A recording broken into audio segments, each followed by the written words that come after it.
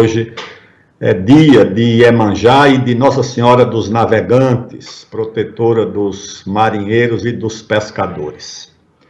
Pois veja, meu caro Eduardo, o ano passado, em março, o Supremo Tribunal Federal, atendendo o pedido do Ministério Público, que por sua vez atendia ao pedido de um grupo de ONGs e de um partido político, um micropartido com assento no Congresso, o Supremo suspendeu a tramitação do processo de construção dessa ferrogrão. Lembrando que a ferrogrão é uma ferrovia que sairia ou sairá do município de Sinop, no Mato Grosso, e depois de 930 quilômetros chega ao porto de Miritituba, lá no Rio Tapajós, no estado do Pará, para baratear, reduzir o custo do transporte, do frete, e tornar nossas exportações mais competitivas. O Supremo suspendeu em março do ano passado. Passaram-se março, abril, maio, junho, julho. Em dezembro, agora em dezembro, o Supremo marcou a decisão final sobre esse processo. Enquanto isso, está tudo parado. Para junho desse ano. Então, em março agora, nós vamos ter um ano da paralisação do processo da ferrovia. E em junho é que esse processo vai para o plenário. Para comparar, essa semana, o governo chinês anunciou o seu 14º plano quinquenal para as ferrovias. Vejamos a diferença. Os chineses já têm 146 mil quilômetros de ferrovias. Querem chegar a 2025 a 165 mil quilômetros de ferrovias, ou seja, construindo mais 19 mil quilômetros até 2025. Aí, nas ferrovias de alta velocidade, onde já tem 38 mil quilômetros, eles querem chegar a 50 mil quilômetros, construindo mais 12 mil quilômetros de ferrovias de alta velocidade, ligando todas as cidades chinesas, as capitais já estão ligadas, todas as cidades com mais de 500 mil habitantes por ferrovias de alta velocidade. Sem falar que a China hoje já pode pegar um produto em qualquer cidade chinesa e levar até Milão, na Itália, atravessando o mundo por ferrovias. E nós temos, Eduardo, 29 mil quilômetros de ferrovias. Sabe quantos quilômetros nós tínhamos em 1914, há 100 e tantos anos passados? Nós tínhamos 28 mil quilômetros. Em 1914, entre 1908 e 1914, nós construímos 1.200 quilômetros de ferrovias por ano. Se nós tivéssemos mantido esse ritmo, nós tínhamos tanto a ferrovia quanto a China, ou talvez os Estados Unidos. Em 1898, nós já tínhamos ferrovia ligando a Salvador, capital da Bahia, a Juazeiro, lá no Alto Sertão da Bahia. As tropas que foram combater o levante de Canudos foram de trem. A minha cidade, no interior de Alagoas, Viçosa, em 1892 ou 3, inaugurou uma ferrovia. No século passado, não, no século XIX.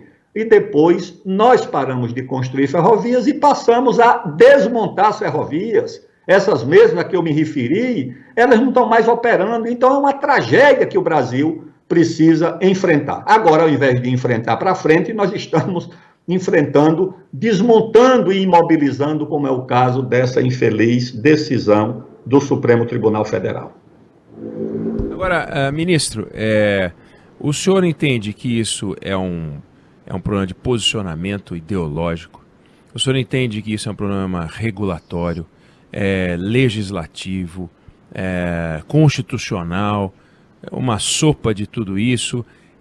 Tem uma solução? Porque eu terminei de fazer minha pergunta mais animado do que depois de ouvir a sua resposta, porque quando o senhor faz essa descrição da China, dá vontade de pegar alguma coisa e fazer o quê? O que a gente pode fazer para mudar isso? Onde é que está o nosso nó?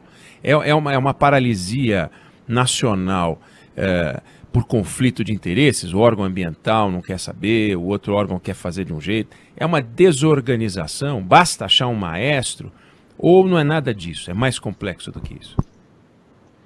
O que nos anima, Eduardo, é que nós já fizemos ferrovias em condições muito mais difíceis. O Euclides da Cunha, em 1902 ou 3, já oferecia que eram os engenheiros militares um traçado de toda a integração ferroviária de norte a sul do Brasil. Ele propunha a ferrovia ligando o Cruzeiro do Sul, a atual cidade de Rio Branco, que tinha outro nome, toda a ligação ferroviária do Cone Sul, tudo isso já estava previsto em 1902 ou 3, por um trabalho do Euclides da Cunha. Se nós construíamos 1.200 quilômetros de ferrovia em 1908, você imagina hoje o que não seríamos capazes de fazer. O problema é que, no Brasil, nós perdemos a perspectiva do desenvolvimento. O desenvolvimento passou a ser um valor muito pequeno para as corporações, para as instituições. O investimento passou a ser criminalizado no Brasil. Então, o Brasil foi sendo programado para não crescer, para não investir, porque você criminaliza o investimento público, você criminaliza o investimento privado, tudo isso é tomado como uma ameaça, tudo isso é paralisado por um juiz de primeiro grau, atendendo a um promotor de primeiro grau, ou seja, um promotor estadual, não precisa nem ser o Ministério Público Federal. A solução eu propus quando eu fui líder de governo. Agora, o governo tinha lá suas ligações com as ONGs e não quis fazer aquilo que era necessário, o que é uma emenda à Constituição que transforme qualquer obra de interesse público e de interesse nacional, seja obra pública ou obra privada. Obra de interesse público pode ser pública ou privada. O interesse público é o que gera emprego, oportunidade de trabalho para os jovens, tributos para os municípios, para os estados e para a União, divisas para o país, se esse produto vai ser exportado. Isso tudo é de interesse público. Mas não, o interesse público não é mais isso. O interesse público, segundo as corporações, é paralisar uma obra sobre qualquer suspeita. A emenda que eu propus ao governo na época era o seguinte: obra de interesse público só pode ser paralisada por uma iniciativa do chefe do Ministério Público Federal.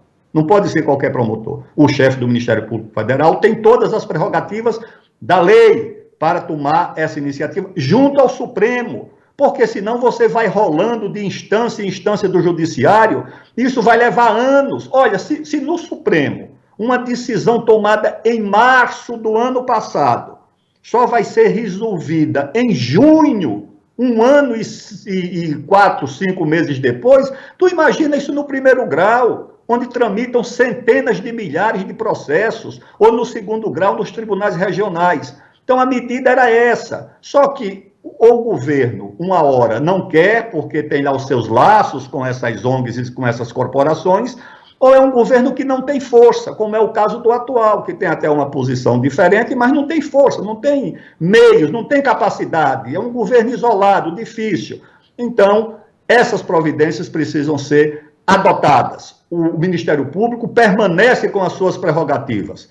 Agora, dentro de um prazo que o país não seja prejudicado como está sendo agora. Ou seja, você não investe em nada, a nossa economia é prejudicada, o nosso investimento é prejudicado, tudo é prejudicado, enquanto que os nossos concorrentes, como é o caso da China, nos ultrapassam numa velocidade de trem de alta velocidade, meu prezado Eduardo.